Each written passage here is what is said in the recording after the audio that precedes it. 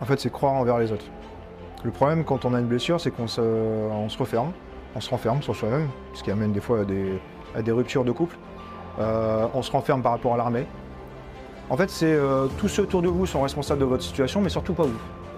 En fait, il faut un peu prendre du recul et avoir cette acceptation. Ok, je vais mal, je picole tous les soirs, j'ai besoin de ma bouteille sinon je dors mal, parce que sinon je fais des cauchemars. Je suis devant la télé éteinte alors qu'elle est éteinte et je peux pas l'allumer parce qu'en fait ça génère du bruit, je me sens mal à l'aise. Je vous parle de cas concrets, de gars qui sont avec moi sur le salon aujourd'hui. Bienvenue dans Défense Zone, le podcast qui traite des questions de défense et de sécurité. Cette semaine, nous vous proposons un épisode enregistré sur le salon Milipol à Paris avec Geoffrey Audic, président de la Fondation Résilience.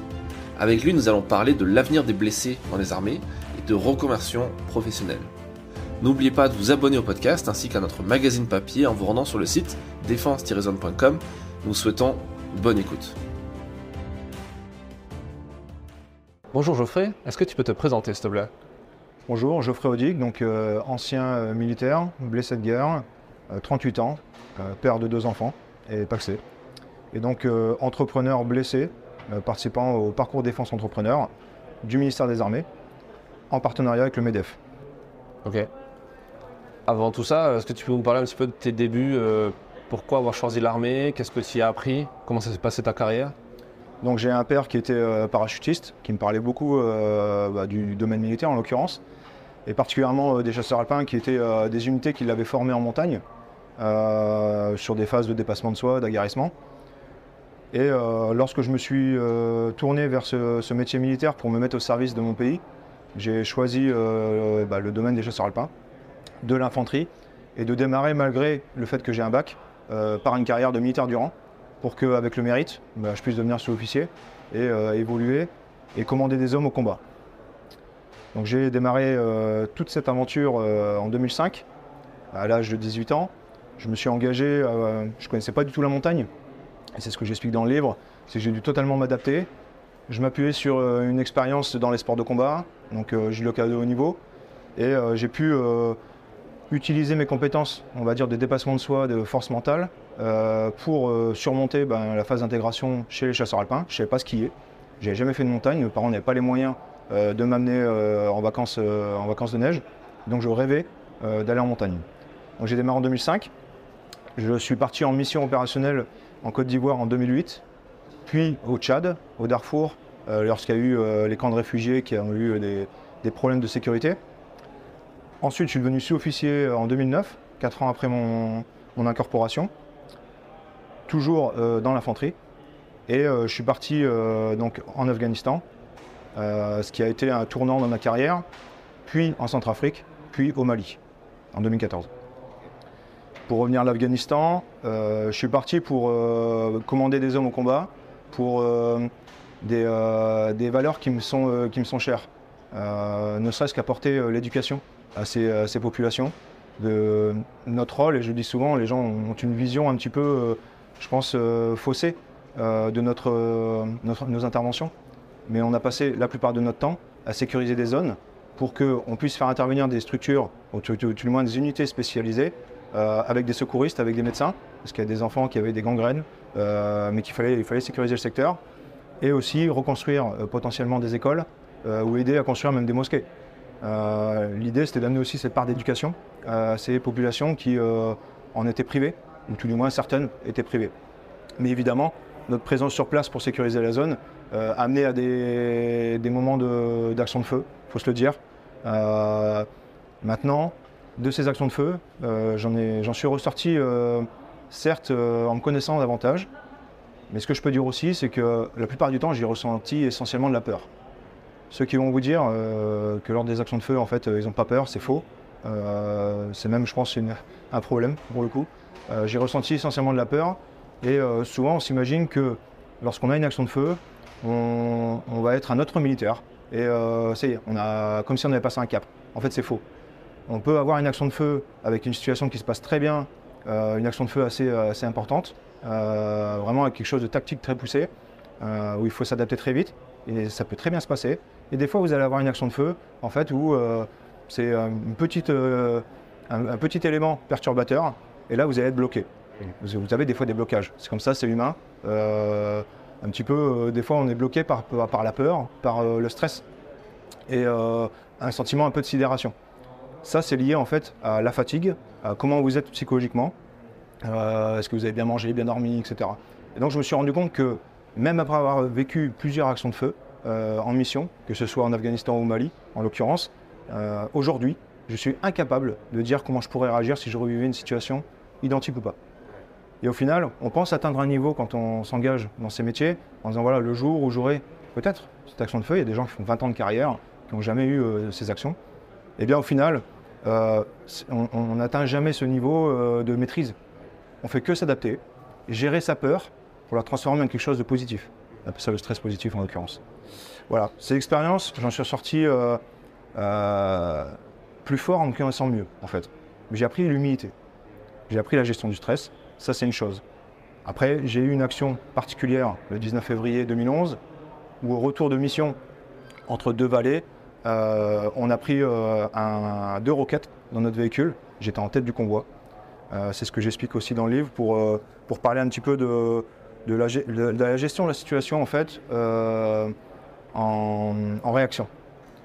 En fait, ce qui se passe, c'est que dans la préparation opérationnelle en France, on se prépare à des scénarios. Je pensais des fois, même sur les scénarios types basiques, je me disais ça sert à rien d'apprendre ça par cœur, d'apprendre telle procédure par cœur. Je me disais de toute façon j'ai mon carnet avec moi, je sais faire et on verra sur le terrain. Sauf que le jour où j'ai eu cette embuscade, où j'ai pris les deux roquettes, la seule chose qui est revenue, c'est ce qu'on appelle driller, c'est tout ce que j'avais vu et que j'avais appris par cœur. Parce que tout le reste, en fait, était occulté. Et donc au final, ce qui en ressort, c'est que pour pouvoir être meilleur dans une réaction rapide, en fait, il faut avoir répété l'exercice plusieurs fois pour que le cerveau développe une forme de mécanisme. Ce qui se passe, c'est que des fois, on ne ressort pas toujours indemne de ce type d'expérience.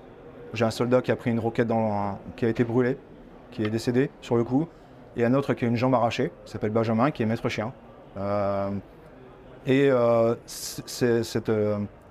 Cette sidération de voir la situation, en fait, j'en ai pas ressenti les effets tout de suite. C'est-à-dire que sur le coup, on a géré au mieux avec le groupe. Toute la compagnie a dû reculer pour éviter la surembuscade. Donc c'est, on va dire, une réaction normale, logique, pour éviter d'avoir d'autres blessés impactés et pour pouvoir surtout prendre du recul, analyser et réagir. Donc déjà, mes hommes n'ont pas compris cet aspect tactique, le fait de reculer pour se réorganiser. Donc il a fallu du temps et j'en ai certains même d'ailleurs qui ne comprennent toujours pas aujourd'hui. Bon, mon rôle c'est aussi de leur expliquer. Et souvent je reprends contact avec eux ça leur permet aussi de relativiser. Ils ont eu l'impression d'être livrés à eux-mêmes. On est resté 45 minutes isolés avec des talibans qui étaient à peut-être moins de 10 mètres qui nous tiraient dessus. On n'a rien pu faire. C'était la fatalité. On n'a pas pu réagir, on n'a rien pu faire. Les deux roquettes en fait ont explosé la roue du véhicule. Donc c'était un véhicule de l'avant blindé, un VAB. Et on a eu notre tourelle de 12-7 qui était une téléopérée en fait, qui s'est retrouvée avec les fusibles qui ont claqué et qui était inopérationnelle. En fait. Donc un peu la fatalité. On a géré la situation, on a réussi à évacuer les blessés par hélicoptère et puis le mort en l'occurrence, mon camarade Clément. Et après on est resté 8 heures sur zone, parce que c'était en pleine nuit, pour attendre que le jour se lève et éviter justement d'avoir une embuscade plus loin, parce qu'on a eu du renseignement, bref, je ne vais pas rentrer dans les détails.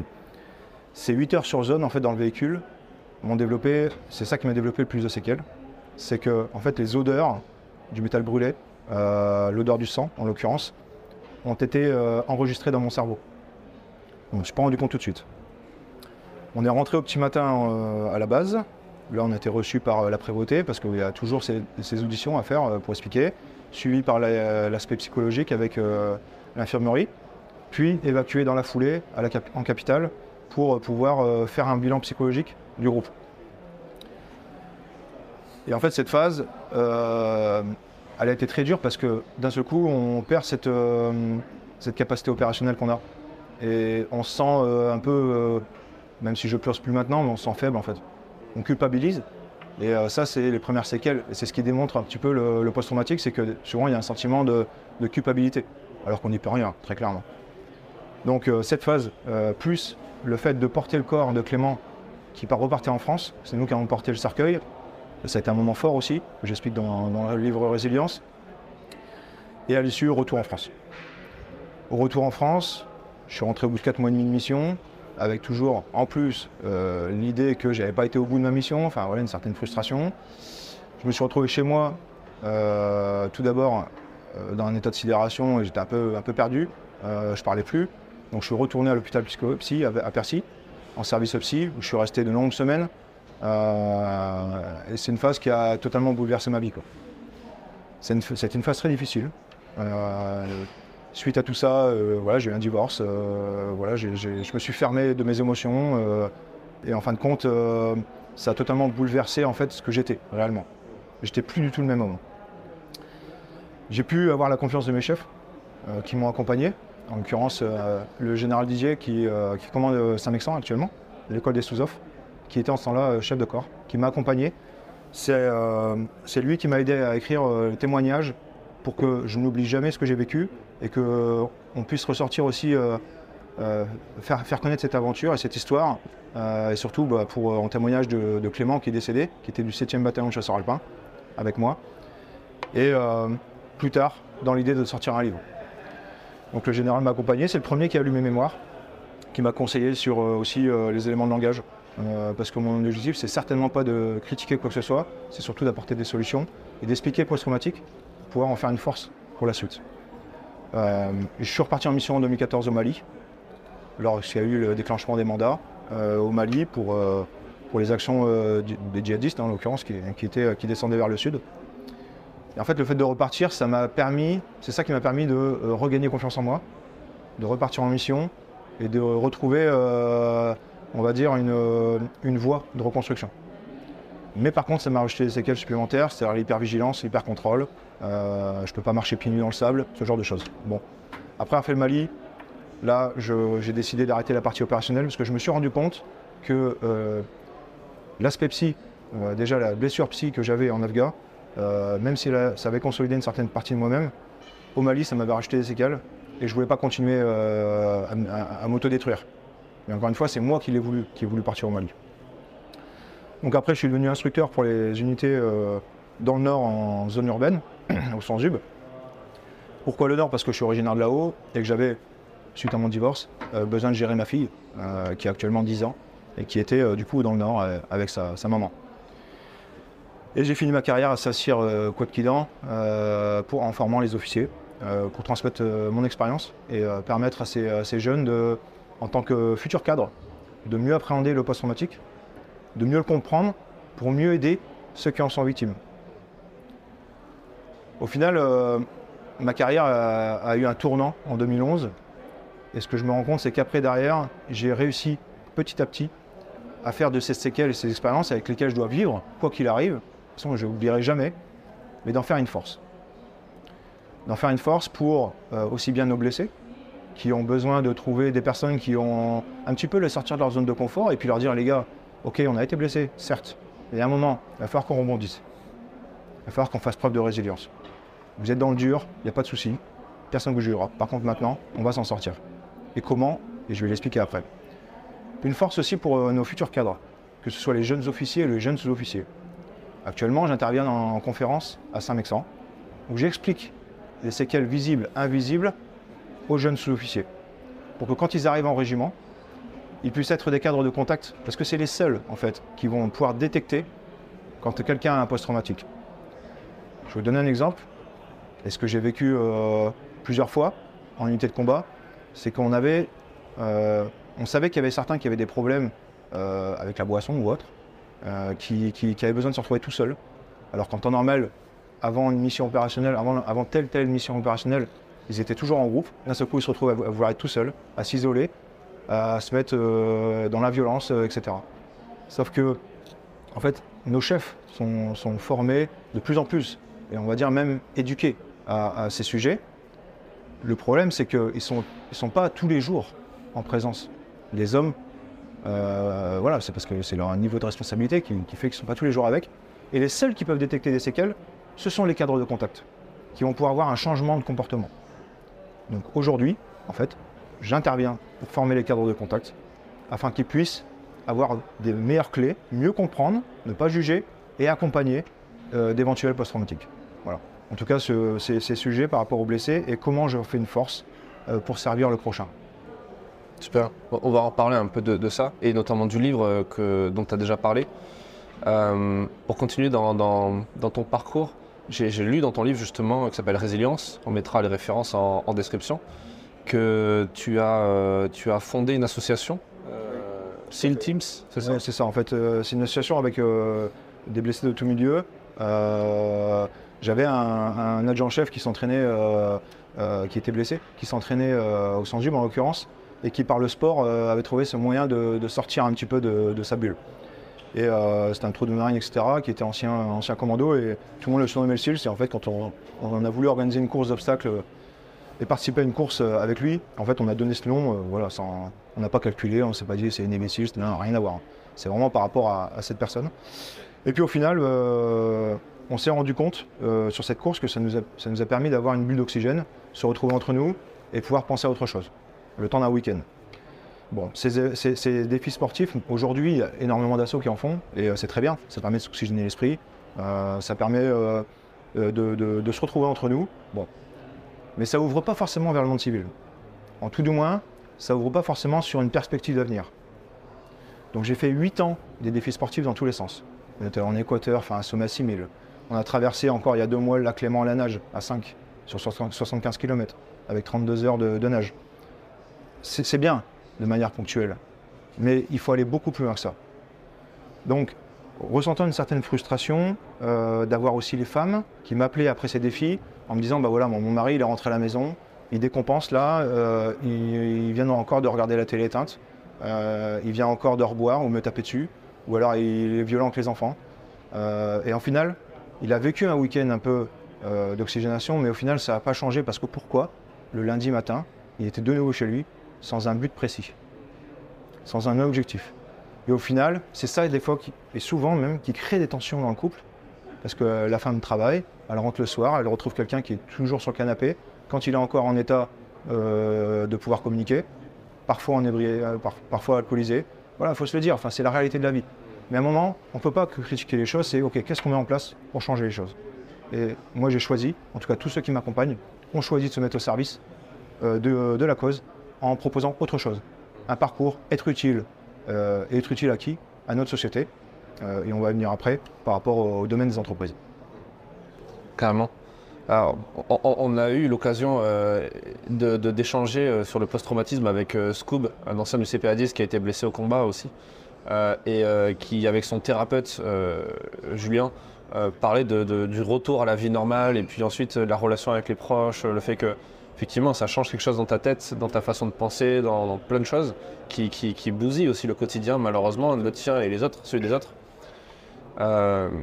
Comment pour toi ça s'est passé, ça, cette transition? Parce que tu nous dis que tu as eu ça en Afghanistan, puis après tu es reparti au Mali. Tu vois, de l'extérieur, on se dit, les mecs, ils laissent partir quelqu'un qui a des séquelles, ou tu vois, ça. Alors en fait, déjà, il y a 8 ans, les séquelles post-traumatiques n'étaient pas gérées de la même manière qu'aujourd'hui, où ils ont beaucoup plus d'expérience et beaucoup plus de capacité à accompagner. Ce qui s'est passé, c'est que, en fait, c'est comme un accident de travail. Quand vous avez un accident de travail, ou je ne sais pas, à un moment où vous n'allez pas bien, où vous êtes en dépression, le médecin, quand il vous redonne votre aptitude, vous retravaillez. Ben, l'armée, c'est pareil. Sauf qu'effectivement, il y a cette particularité du post-traumatique. En fait, moi, j'ai été suivi. Et on va dire que mes séquelles ont été consolidées. Pas oubliées, consolidées. Et à l'issue, je me suis battu pour repartir en mission, aussi pour prouver à mes camarades d'unité que je ne juge pas, mais qui ne connaissaient pas du tout le post-traumatique, qui ne comprenaient pas pourquoi j'allais voir un psychologue, et qui, je vais le dire, me critiquaient, parce que me considéraient comme un faible. Et au final, j'avais envie de leur prouver que j'étais encore capable de combattre. Et parfois, certains parlaient, n'étaient même pas partis sur cette mission en Afghanistan, n'avaient même pas eu le courage de le faire. Donc je suis reparti en mission pour prouver aussi que j'étais encore capable de faire mon métier, moi-même regagner confiance en moi, et prouver à ma femme que je pouvais être de nouveau opérationnel. Voilà. Ça, c'est un choix que j'assume. Certains me disent que j'aurais pas dû, certes. Et je ne sais pas si je serai aujourd'hui avec cette force à pouvoir rebondir si je n'étais pas reparti en mission au Mali, je serais encore dans cet état de victimisation. Et c'est ça que je veux montrer, en fait, c'est que sortir de sa zone de confort et se reconfronter à la vie de tous les jours et se battre, en fait, m'a permis de devenir beaucoup plus fort qu'avant ma blessure. C'est vrai que c'est un sacré dilemme. Tu dois connaître la série SEAL Teams, pour le coup, sans trop spoiler, sur la fin de la série, il y a exactement ce même dilemme qui se produit. Le chef d'équipe qui comprend qu'il a un problème et il va continuer à partir. Et il se dit, et finalement, en plus, il met en danger son équipe. À cause de lui, il y a des choses qui se passent. Aurait pu. Le médecin m'a dit, aujourd'hui, et de manière, mon chef, en ce temps-là, qui est le général, actuellement, le général Didier, a demandé un avis d'un spécialiste. Il lui a répondu, et m'a répondu, qu'aujourd'hui, même si j'avais vécu un traumatisme, il n'y avait pas plus de chance ou de malchance de mal réagir. Et peut-être au contraire, que cette blessure raccommodée me permettait peut-être d'avoir une meilleure appréhension de la situation. Et de prendre de meilleures décisions. C'est comme un os. Quand vous cassez un os, bien souvent il se répare et il devient plus solide. C'est une métaphore intéressante. C'est le concept d'antifragilité. Il y a un peu de ça.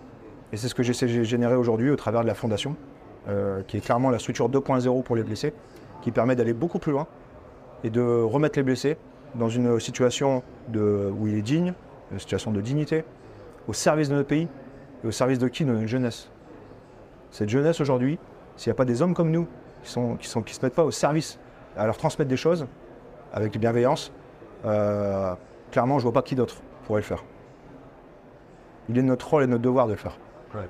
On ne peut plus servir notre pays de cette manière-là, avec l'institution militaire ou en étant gendarme, policier, pompier, parce qu'on a vécu des choses, ok. Mais par contre, je peux vous assurer, et sur le terrain on le voit encore très régulièrement, on fait des stages toutes les semaines, que ces jeunes qui sont parfois des cabossés de la vie aussi, qui ont vécu des fois des choses difficiles, qui n'ont pas eu un bon départ, en fait, quand on les accompagne avec bienveillance, quand on croit en eux, et qu'on leur montre que nous aussi on a une fragilité mais qu'on est ressorti plus fort, en fait ils respectent. J'ai jamais eu aucun souci de manque de respect, même avec des jeunes qui ne respectaient pas leurs éducateurs. On nous demandait d'intervenir pour des structures pour encadrer ces jeunes, parce qu'ils tapaient sur telle ou telle personne. On n'a jamais eu ce souci-là. Quand on leur parle de notre parcours, ils respectent. Mais aussi parce qu'on est juste. Oui, il y a une sorte de modèle en fait, quelque part en face d'eux, des gens qui ont vécu quelque chose de peut-être encore plus dur qu'eux, du coup ils remettent les choses en perspective. Complètement. Ouais. Donc ça c'est le parcours militaire. Lorsque, sur ma dernière année de service, donc j'ai arrêté après 18 ans de service, d'accord, il a fallu que je commence à réfléchir à ma reconversion. Parce que j'avais besoin d'aller plus loin et étant confronté à des situations de blessés qui étaient en souffrance avec l'association, j'étais toujours militaire, toujours au Sanzu où j'ai fini à Saint-Cyr, à l'école des officiers. En fait, je savais que je pouvais mettre en place quelque chose, mais que j'avais besoin d'être accompagné. Je ne pouvais pas le faire tout seul. J'ai essayé de convaincre en fait mes chefs de pouvoir réfléchir à ce sujet, mais je pense que c'est aussi dans le domaine entrepreneurial qu'on peut amener des solutions innovantes, complémentaires et en partenariat avec le ministère des Armées. Donc j'ai demandé, constatant que sur les stages que j'organisais avec l'association pour financer les défis sportifs, j'organisais des stages de cohésion comme beaucoup font actuellement, plein de partenaires avec qui on travaille actuellement. Et je me suis rendu compte que le public qui avait un peu soit vécu un traumatisme, soit des jeunes qui avaient un peu perdu des repères pour les structures de la seconde chance qu'on encadre, en fait plus ils arrivaient un petit peu déconnectés, plus de temps est passé avec les blessés, plus ils ressortaient après avoir rebondi. Et les changements ont été une métamorphose pour certains. J'ai des jeunes que j'ai accompagnés il y a 3 ans, qui sont des quartiers de Villejuif, qui aujourd'hui encadrent avec moi des stages. C'est vrai. J'en ai une qui était là, ici, hier, au stand. C'est une fille que j'ai sortie de Villejuif, qui n'avait pas confiance en elle, qui était dans une structure de la seconde chance, qui posait des problèmes. On nous a fait intervenir pour encadrer un stage pour elle, et d'autres, parce qu'évidemment on fait ça pour un groupe. Aujourd'hui, elle encadre avec moi. Et vous l'auriez vu hier, tout le monde venait discuter avec elle, parce qu'elle est devenue un exemple, une pépite. Donc quand je me suis rendu compte de ça, j'ai rassemblé autour de moi, donc dans l'association on est 200, j'ai rassemblé autour de moi en fait des personnes du monde civil, pour que moi aussi je puisse m'adapter au monde civil, en leur disant voilà, qu'est-ce que je dois mettre en place pour pouvoir travailler au service de la jeunesse. Ce qui est ressorti, c'est qu'il fallait que je puisse être diplômé. Diplômé de quoi? D'une carte professionnelle pour un métier d'éducateur sportif. Ce qui se rapproche le plus de ma carrière militaire, encadrer des hommes avec un grand H, le sport. C'est le plus simple pour moi. Je ne vais pas me lancer dans un truc d'informaticien, j'y connais rien. J'étais dans l'infanterie. Et souvent, les blessés sont dans des unités opérationnelles. C'est rarement des informaticiens. Ouais, il y en a, hein. Bon, ça se peut. Donc du coup, j'ai demandé en reconversion diplôme d'éducateur sportif, sans parler d'entrepreneuriat. Juste pour pouvoir travailler au contact des jeunes, voir si je pouvais arriver à être formé, si j'allais réussir, et si mon parcours était un exemple, de pouvoir le proposer aux autres blessés en reconversion. Sauf qu'aujourd'hui, il n'existe pas en fait de parallèle entre le métier militaire et le diplôme d'éducateur sportif. Les seuls qui ressortent dans le civil avec un diplôme, c'est le bureau des sports, qui ont un diplôme transposable. Il n'y a pas d'équivalence. Il n'y a pas d'équivalence. Donc, et en plus de ça, ils n'ont pas compris pourquoi des blessés allaient encadrer des jeunes. On sait que ça allait créer des problèmes, alors que pas du tout. Hein, je suis bien plus stable que n'importe qui ici, hein, dans ce salon. Et donc au final, n'existant pas, je l'ai créé. C'est très simple hein, comme parcours. C'est que j'ai rassemblé autour de moi des experts d'entreprise, donc en l'occurrence STID, qui est une entreprise qui travaille dans les systèmes de sécurisation, d'enceintes militaires, d'armurerie, Ballard, l'Elysée, qui fait tout ce qui est système de traçabilité également pour les armes, bref, qui m'avait demandé un stage de cohésion un an avant, qui m'a dit moi je t'accompagne dans ton projet, parce que d'une part c'est vertueux, de deux, ses collaborateurs qui nous avaient rencontrés avaient vraiment envie de s'investir avec leur entreprise dans ce projet. On avait créé un lien humain en fait. Donc STID nous accompagne et aujourd'hui, notre présence au salon est grâce à STID qui nous soutient. Donc Vincent Dupart, qui est le président directeur général de STID, qui a 120 collaborateurs dans le monde, avec une antenne aux États-Unis et d'autres dans d'autres pays, a clairement décidé de placer STID comme cofondateur de la fondation. Si aujourd'hui on n'avait pas eu cette entreprise, on ne serait pas présent, on n'existerait même plus. Donc STID s'est positionné. On a un cofondateur, Frédéric Lafont, qui est l'entreprise Q-Park, le parking souterrain. Pourquoi? Parce que son fils, je l'ai préparé pour rentrer chez les forces spéciales. Par exemple. En fait, j'ai formé tout un tas de personnes avec mon ami qui s'appelle Aton, que vous connaissez. En fait, on intervient auprès des jeunes qui se préparent au métier des forces spéciales ou de rentrer au RAID, au GIGN. Je fais des stages tous les mois pour préparer ces jeunes qui puissent intégrer ces unités et lors des tests, avoir déjà une connaissance, avoir fait des erreurs sur nos stages pour qu'ils ne le fassent pas en test. Topographie, secourisme, aguerrissement, tout ce qu'on veut. Je fais ça partout en France avec la structure qui s'appelle Extreme Academy. Donc constatant que j'avais du monde qui me soutenait, je me suis lancé à quitter l'association et monter une fondation. Là, on est clairement sur autre chose. Et cette fondation, le soutien financier, technique, humain, matériel que j'ai eu, viennent des cofondateurs. Le troisième cofondateur s'appelle Richard Zermi, m'accompagne depuis le début. Il était bêta-testeur en stagiaire sur mes stages Extreme Academy. Et lui m'amène, il est créateur de projets dans le civil. Il avait besoin, je pense, dans une seconde partie de vie, de retrouver un sens. Un peu comme les différents fondateurs, ils ont réussi une très belle carrière. Ils sont à un niveau maintenant où ils ont besoin de se mettre au service de quelque chose. Et de quelque chose qui a du sens, où leur expertise, un peu comme du mécénat de compétences, peut servir une cause. Voyant les résultats sur le terrain, ils ont choisi de s'engager sur ce sujet. Et on propose à d'autres structures de s'engager. Nous, à la Fondation, on appartient à tout le monde en fait. Aujourd'hui, on a des partenaires tels que Safran, Eiffage, qui nous suivent, le MEDEF, j'expliquerai pourquoi après. En fait, parce qu'ils ont bien compris qu'il y avait un enjeu par rapport à notre jeunesse, de s'occuper des jeunes ayant le plus de difficultés aujourd'hui, qui n'ont pas forcément eu le bon code, qu'on ne peut pas juger. On doit éduquer, en complément avec ce qui se fait avec l'éducation nationale, la jeunesse et sport et les organismes qui les accompagnent, tels que le ministère de la Justice, et que notre rôle, en fait, c'est d'être complémentaire. Ayant compris ça, on a monté un fonds de dotation qui nous permet de capter des financements venant des entreprises, mais aussi des particuliers. On est reconnu d'intérêt général, et donc ça nous a permis de faire quoi? De pouvoir lever des fonds répondant aux démarches RSE des entreprises, financer une formation pour nos vétérans, qui sont consolidés médicalement, certes blessés, pas tous d'ailleurs, et qui suivent un parcours de formation avec une structure civile. J'ai contacté 10 structures de formation civile comme vous pourriez choisir pour faire une formation d'éducateur sportif. Et je leur ai dit, mais qu'est-ce qui m'empêche de faire une formation? Rien. Il faut fournir un PSC1. Moi, j'impose une consolidation médicale, mais ce n'est même pas le sujet pour eux. Mais moi, je me l'impose pour mes différents blessés. Et ensuite, il faut avoir les papiers d'identité. Voilà. C'est tout. Et donc, j'ai lancé cette formation pour 12 apprenants. Résultat, 4 mois après, on est passé devant des jurys qui, clairement, n'ont pas fait de considération entre le fait qu'on soit militaire. À la rigueur même, ils étaient plutôt sceptiques. Et qui nous ont jugés devant le jury avec plusieurs passages pédagogiques, etc., en présentiel, etc. 100% de réussite. Aucune structure de blessés n'a jamais pu atteindre un objectif de formation à 100% de réussite. C'est énorme. Et il n'y a pas eu de complaisance. Suite à ça, mes encadrants diplômés n'ont plus rien qui les empêche de pouvoir travailler, même dans des structures de sport. Ils ont une carte professionnelle d'éducateur sportif. C'est le cas pour notre promotion.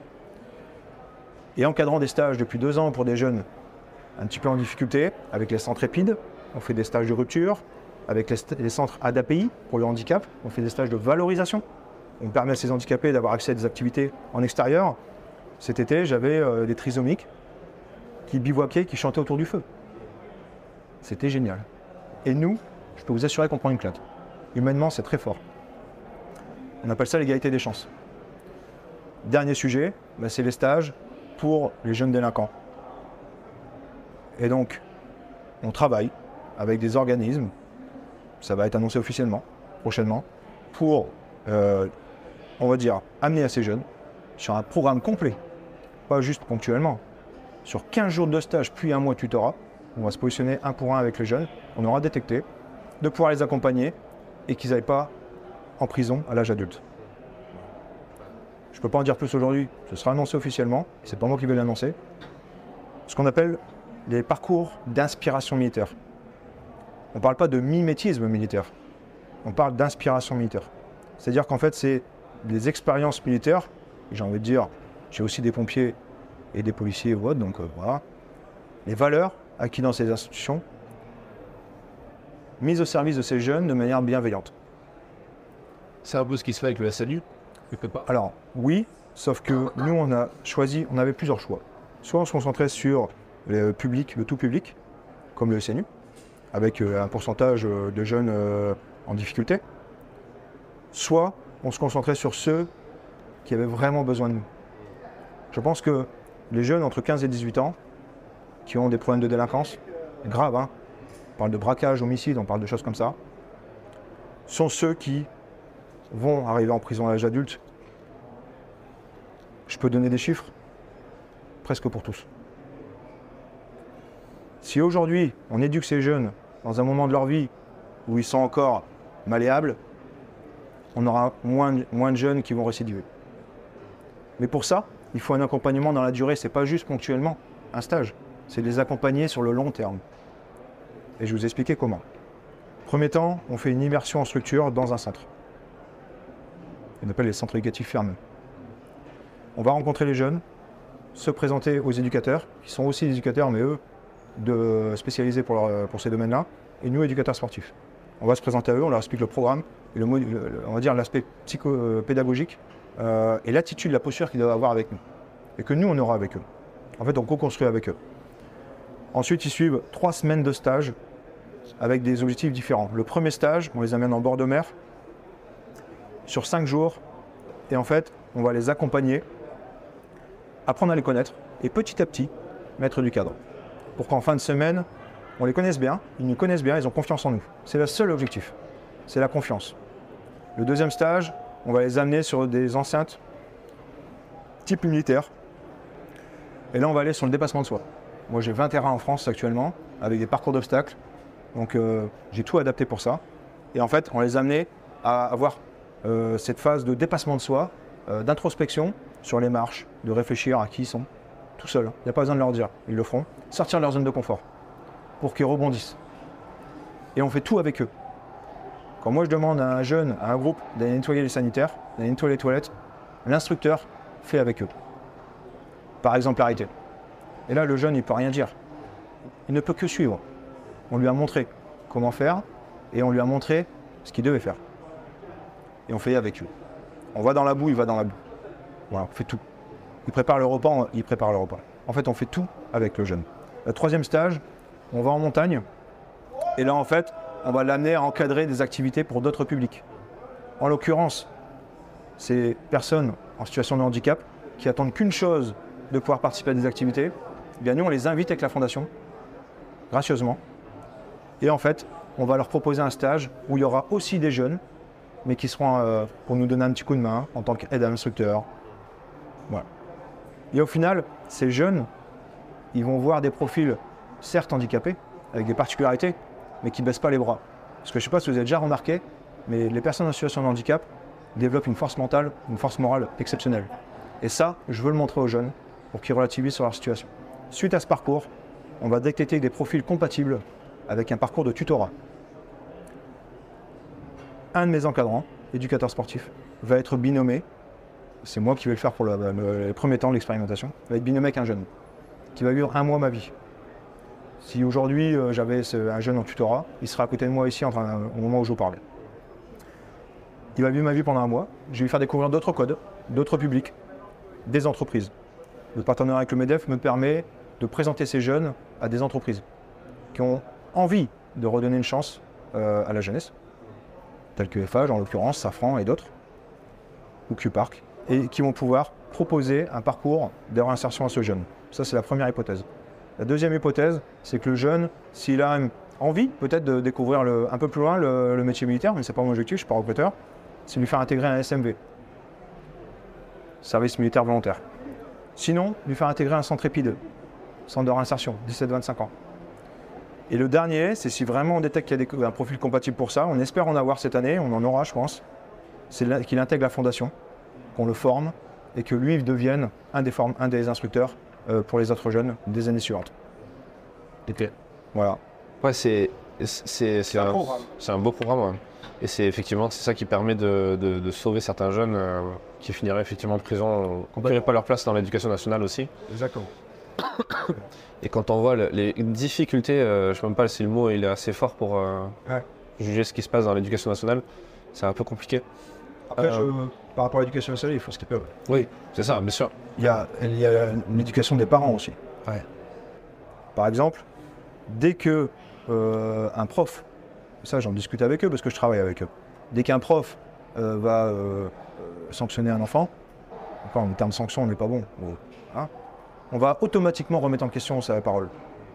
C'est comme les policiers, certes il y a des bavures, etc. Ok, mais dès qu'il y a un souci avec un policier pour un jeune, les parents remettent en question la parole du policier. Ça, il y a 20 ans, ça n'existait pas.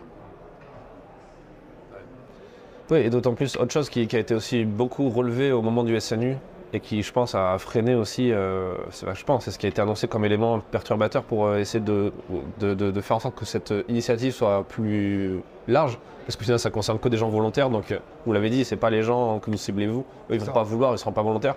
Exactement. Mais c'est le fait qu'il y a le côté militaire de la chose, et le simple fait de mettre des jeunes devant un drapeau français, leur faire chanter la Marseillaise, ça bloque pour beaucoup de gens. Beaucoup de leaders politiques aussi, qui ont une grosse audience. Exactement. En fait, nous, ce qu'on fait, c'est qu'on n'a pas du tout de surenchère militaire, il n'y a pas de garde à vous, il n'y a pas de choses comme ça. Moi, personnellement, je ressens le besoin, le matin, de monter les couleurs. C'est comme ça. Et ce que je fais quand j'ai des jeunes d'origine étrangère, ou qui ont des cultures autres, en fait, je leur demande, je vais prendre un exemple concret. Dernier stage, j'avais un Algérien qui ne voulait pas être là aux couleurs. Je lui dis, écoute, je te propose quelque chose. Tu viens aux couleurs, tu respectes juste, tu restes en silence. Tu respectes juste mon moment à moi de recueillement. Et en plus, ça, c'est quand même mon pays. Je me suis quand même battu pour ça. Par contre, on va faire une liste de courses. Et demain soir, tu vas me faire un repas algérien. Et tu vas m'expliquer ta culture. Et bien, je peux vous assurer que le jeune, il s'est placé. Il n'a rien dit. Le lendemain, on était tous là. Il nous a présenté son repas, sa culture. On lui a posé des questions sur sa culture. Il s'est senti, en fait, valorisé. Voilà, c'est tout. Pour venir sur la partie entrepreneuriale, parce que c'est ce qui est intéressant avec votre fondation, c'est que on sent qu'il y a les deux entrées. Il y a le côté éducation des jeunes en difficulté, mais il y a aussi reclassement en quelque sorte, même si le mot il est un peu galvaudé, mais en tout cas reconversion de soldats dans l'entrepreneuriat. Comment ça se passe c'est quoi les principales difficultés pour un militaire quand il quitte l'institution, notamment en étant blessé, psychique, physique, pour s'intégrer dans une boîte? La première difficulté, c'est que pour être opérationnel, un soldat, au sens large, a des personnes qui gèrent tout ce qui est administratif. Donc les comptables, des choses comme ça, des secrétariats. Pour qu'il soit 100% opérationnel sur sa mission. Le problème, c'est que quand il sort dans le civil, eh bien, il doit faire ses impôts, il doit faire ses papiers, il doit faire ses démarches, ses CV. Il ne sait même pas faire un CV. Il y a des avancées là-dessus. Ensuite, il est toujours dans un monde un petit peu comme une meute, dans un groupe. Il se retrouve en civil tout seul. Ensuite, il a un rythme imposé. Il se retrouve en civil, il n'y a plus de rythme. Du moins, dans sa phase de reconversion, il n'y a qu'en arrivant en entreprise qu'il aura des horaires. Et surtout, en fait, il passe de tout à rien. C'est-à-dire qu'il est dans l'armée, et d'un seul coup, boum, on le bascule dans le civil. Et il y a un choc des cultures, en fait. Aussi bien pour le civil, mais ce n'est pas au civil de s'adapter, c'est au militaire de s'ouvrir au monde civil. Et il y a un choc des cultures du côté du militaire. On va se le dire, c'est indéniable. Donc moi, je me suis dit, mais comment on peut faire pour avoir un SAS permettant à ces militaires de s'ouvrir au monde civil et pour intégrer les entreprises afin de mieux appréhender les codes et choisir aussi. La force de notre projet, c'est que les jeunes qu'on encadre, en fait, quand on fait une formation d'éducateur sportif, parce que ça ressemble plus au métier initial de militaire, en l'occurrence, si je prends un exemple. Si, avec la fondation, on lui fait une formation qui dure 200 heures, la formation est payée par la fondation. Dans son contrat, il doit 200 heures à la fondation. Donc 200 heures, il va être au contact des jeunes. Cette phase où il va venir sur des stages au contact des jeunes, en fait, va lui permettre d'appréhender les codes des jeunes, de comprendre comment fonctionnent les jeunes les plus difficiles de notre pays. Et au final, je peux vous assurer que pour une entreprise qui a des vrais objets, des vrais sujets de réinsertion, ben en fait, notre encadrant va pouvoir, et c'est ce qu'on propose aux entreprises partenaires, intégrer une entreprise soit ponctuellement en tant que consultant, soit de manière indéterminée, pour être expert en réinsertion. Comment il va faire? On a 20 terrains en France avec la Fondation. Les entreprises, en fait, vont pouvoir avoir accès au terrain pour faire des stages de préparation d'insertion. On va prendre le jeune qui prépare une insertion. Si on prend l'exemple de chez FH, on prend le jeune, on prend l'équipe, on la sort de l'entreprise, l'équipe qui va accueillir le jeune. On leur fait vivre 2 jours de cohésion ensemble. Et quand le jeune va arriver en entreprise, eh ben, il y aura forcément une meilleure connaissance entre eux. Et on dit souvent que les jeunes, en fait, ne savent pas s'insérer en entreprise, si je prends cet exemple. Mais il y a aussi des fois les chefs d'équipe ou les équipes qui les accueillent qui n'ont pas compris les codes des jeunes et qui ont besoin de se remettre en question. Donc, moi, mes membres, mon avantage, c'est qu'ils ont des forces telles que la loyauté, des valeurs fortes, qui peuvent mettre au service de ces entreprises pour les conseiller, même de manière ponctuelle, en tant que consultant, et de pouvoir accompagner ces jeunes qui s'insèrent et remettre en question les équipes de managers ou autres. Et ça, c'est génial. Deuxième chose qu'ils peuvent faire, et on l'a vu ici au salon, c'est que quand vous avez des entreprises civiles qui essaient de vendre un produit quelconque à une institution militaire, s'ils ne maîtrisent pas les éléments de langage, il y a 50% de chances que ça n'aille pas au bout. Donc l'entreprise TID et d'autres entreprises sont en train de réfléchir à proposer à nos encadrants d'intervenir de manière contractualisée en tant que consultant militaire sur des salons. Et ça permet à nos encadrants, en fait, à nos blessés, de s'ouvrir au monde civil en découvrant les codes du monde civil, tout en ayant leur appétence militaire. C'est génial. C'est génial. Mon objectif, c'est pas que mes blessés ils restent avec moi tout le temps. C'est qu'ils trouvent une place dans le secteur civil, dans l'entreprise. Donc, ce parcours, ce SAS qui va durer 1 an, 2 ans, 3 ans, il choisira de le quitter quand il le souhaite, il va se mettre au service des jeunes, un peu comme s'il était réserviste. Et à un moment, il va intégrer une de nos entreprises partenaires pour être soit consultant militaire, expert en réinsertion, manager, un blessé qui a peut-être entre 35 et 40 ans, qui a encore un gros potentiel, qui a des valeurs fortes et qui connaîtra parfaitement l'entreprise parce qu'il aura déjà travaillé avec. Et donc la réinsertion des blessés, en tout cas, il y a peut-être d'autres solutions, mais elle passera par celle-ci. On en a un exemple cette année avec David qui fait partie de la promo et qui là aujourd'hui intègre l'entreprise TID. Et l'entreprise il a bien compris que c'était une pépite. Je peux vous assurer que là, demain, vous verrez, dans les prochaines années, on va se battre pour avoir nos gars. Parce que les codes des jeunes, on peut regarder les films qu'on veut. Hein. Si on ne va pas sur le terrain pour les voir, être confronté à la réalité du terrain, voilà. Il y a l'expérience et l'expérience terrain. C'est pas la même chose. On appelle ça le management opérationnel. Ah, c'est clair. Comment ça se passe avec les institutions, et notamment je pense à Défense Mobilité par exemple, dont c'est le boulot en fait de faire ça accessoirement? Alors nous, encore une fois, on amène des solutions. Aujourd'hui, Défense Mobilité propose des formations qui sont liées à un besoin d'entreprise. Moi aujourd'hui, j'ai un besoin d'entreprise, mais que je dois encore apporter des éléments pour expliquer ce besoin. Mais qui de mieux que des entreprises pour pouvoir témoigner? Mais ça va se faire. Ensuite, on est en train de travailler avec Défense Mobilité, qui sont partenaires du projet. Moi, personnellement, j'ai fait ma reconversion d'entrepreneur avec Défense Mobilité. J'ai participé au parcours Défense Entrepreneur, où j'ai pu pitcher au MEDEF, et j'ai eu 2 mentors. Donc, je suis accompagné par Défense Mobilité pour que j'amène cette solution. Donc, on réfléchit à pouvoir ajouter au catalogue des formations, une formation d'éducateur sportif, ouverte aux blessés, qui permet que nous, on peut encadrer, accompagner, et qui permettra aux blessés de favoriser une employabilité, une réinsertion en entreprise. Là, aujourd'hui, on a des gros problèmes, très clairement. Je maîtrise très bien le sujet. J'étais encore présent au MEDEF pour un colloque employabilité des blessés. Voilà. Sur les blessés qui ont témoigné, il y en a un seul qui a réussi à s'intégrer, et il s'est intégré pour un contrat d'alternance. Voilà. Aujourd'hui, on en est là. C'est vrai qu'on croise de plus en plus de militaires qui sont devenus entrepreneurs. Ça, il y en a plus un qui sont passés dans le podcast d'ailleurs. Mais des militaires blessés qui deviennent ensuite entrepreneurs, c'est que c'est beaucoup plus rare. Je suis le seul.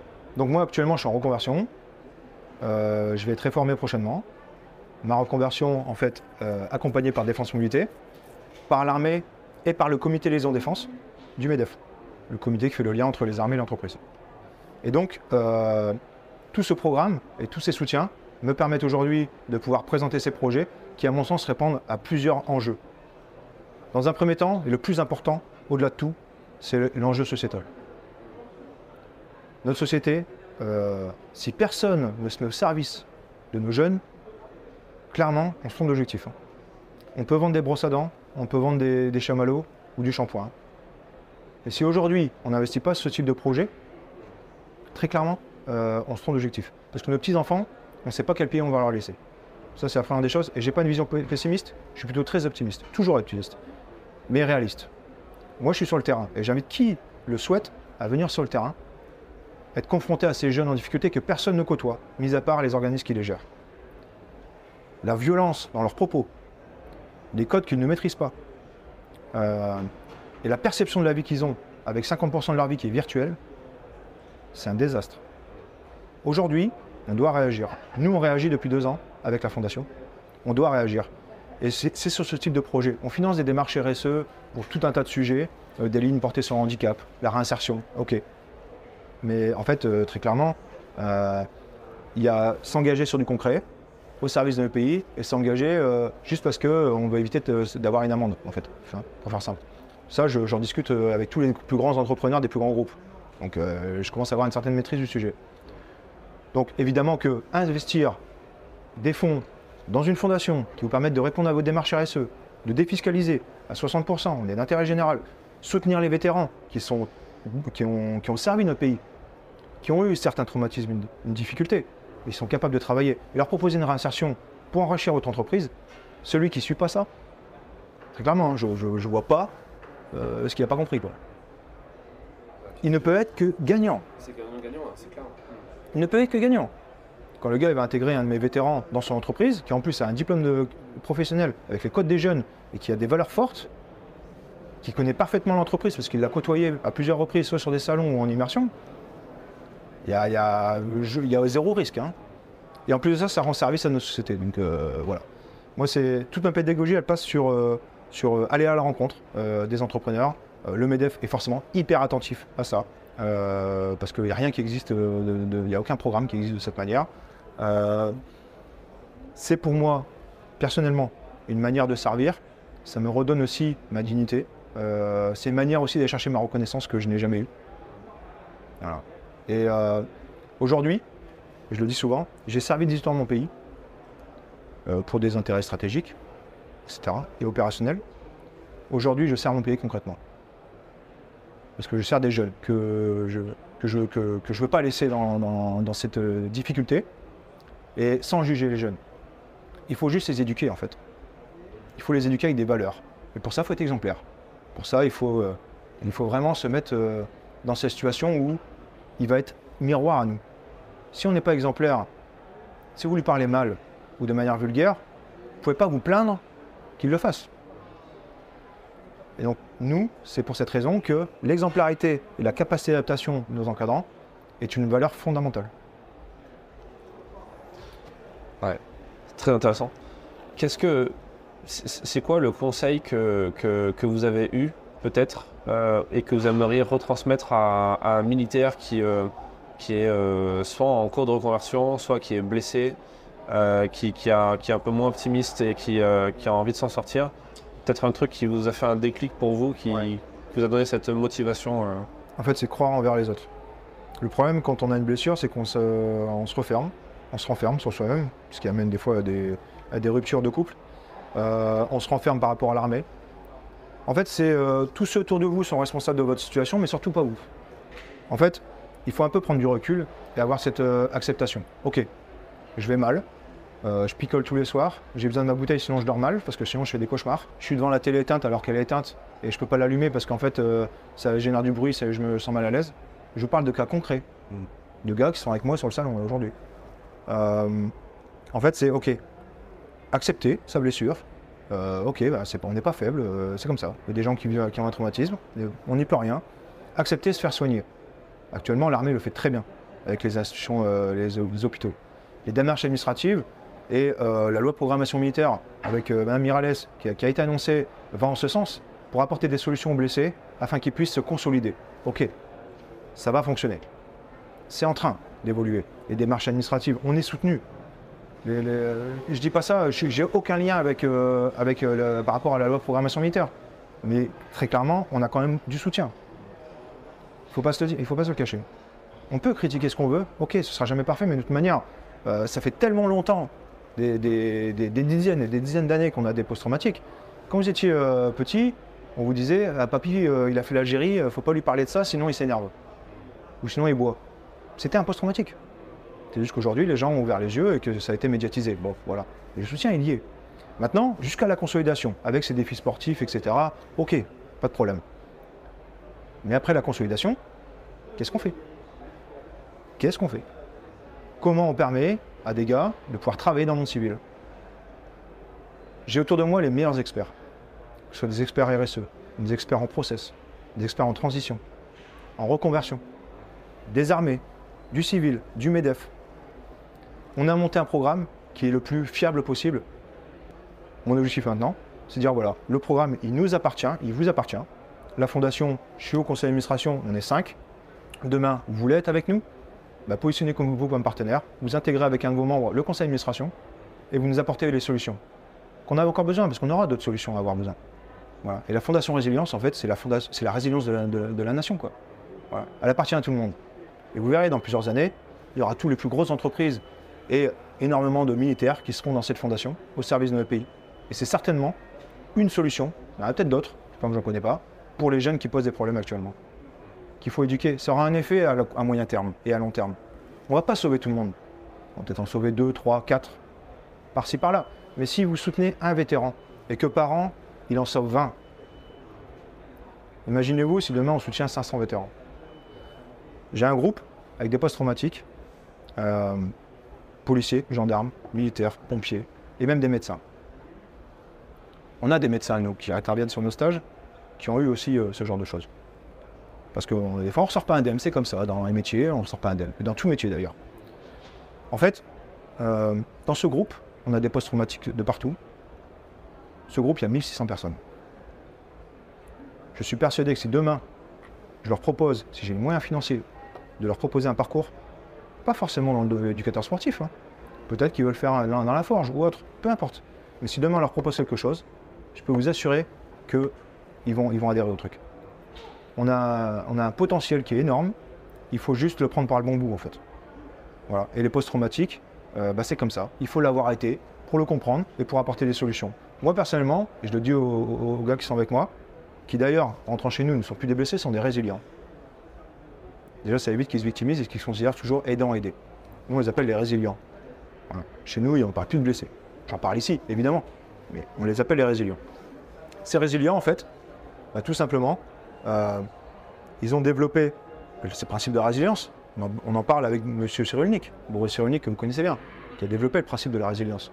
On en parle ensemble. On a co-construit ensemble ce programme avec M. Cyrulnik. En fait, c'est comment faire de ces séquelles, quand on est au plus bas, une force. Et je peux vous assurer que les hommes qui sont avec moi, ils sont bien plus solides qu'avant. Donc oui, on peut se poser des questions sur ils sont blessés, nanana. Ok, ça c'est se trouver des excuses. C'est nous mettre dans des cases. Aujourd'hui, venez voir les gars sur le salon. On va être à Eurostory. Venez voir Eurostory mes vétérans, mes résilients, et vous allez voir la claque que vous allez prendre. Parce que les gars, ils sont solides.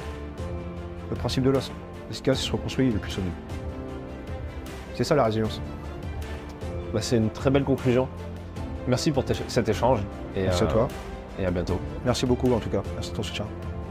Merci d'avoir écouté cet épisode jusqu'à la fin. S'il vous a plu et que vous voulez soutenir notre travail, abonnez-vous à notre magazine en vous rendant sur le site défense-zone.com.